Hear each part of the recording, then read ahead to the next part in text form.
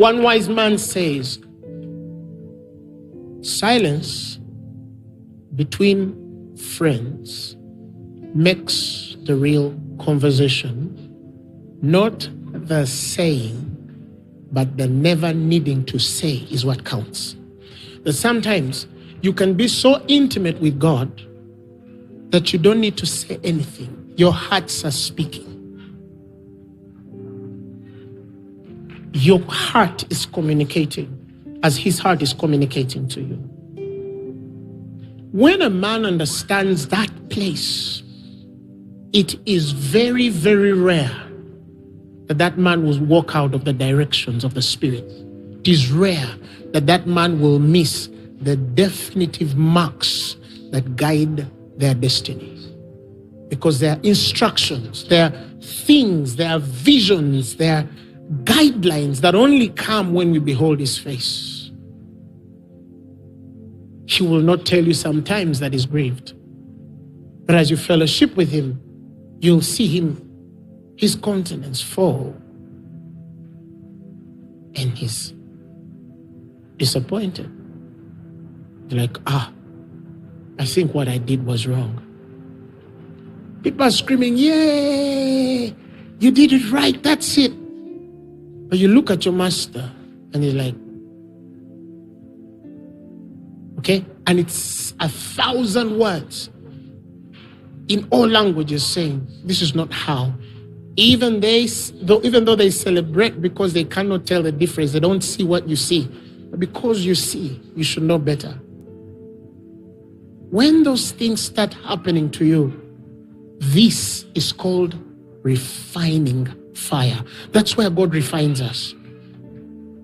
Because you learn to judge things many people are not able to see or understand or interpret.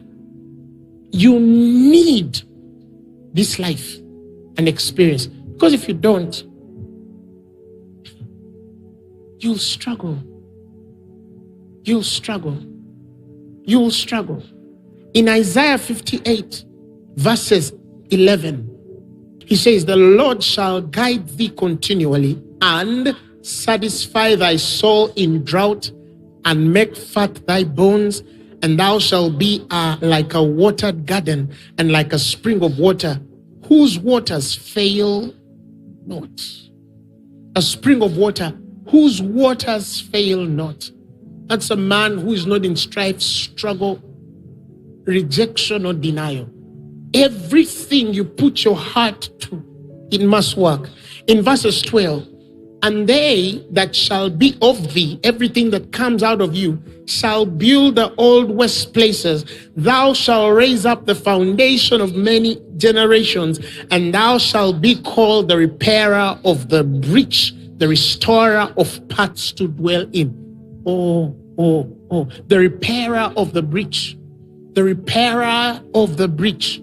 You see, one time I shared something about breaching the Spirit. Like there are many people who err in the way of the Spirit. And God says, if you understand how to relate with me, if you understand how to be led and guided by me, you're the one which will heal all of those which have breached in the Spirit. All of those who sowed in the flesh while they intended to sow to the Spirit. You shall be a restorer of the paths to dwell in. You will define the places to dwell in. You reveal to men the places that many don't even imagine or assume exist. But you'll reveal them, because as you walk there, you can also cast the vision of the next man who should come in line. You make things possible. You show them that it can work. Because you've been in that place too. You are told of God. You're instructed in the things of God. And you're a lover of his presence. You see, you can spend 2 hours or 1 hour just seated with God or speaking in tongues under your voice. You don't need to shout. Some of you think you need to shout. Or sometimes you can shout if the Spirit prompts you. But there are times you can pray at your breath. Tonight, I cannot wake up my wife because I'm praying. No, I'll pray under my breath. But I'm connecting. You understand? But I'm in there.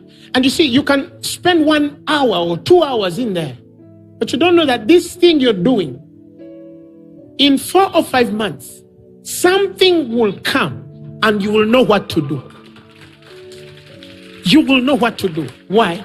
Because not only have you sat around his teaching and instruction, but you have also learned the art of sitting in the presence of God.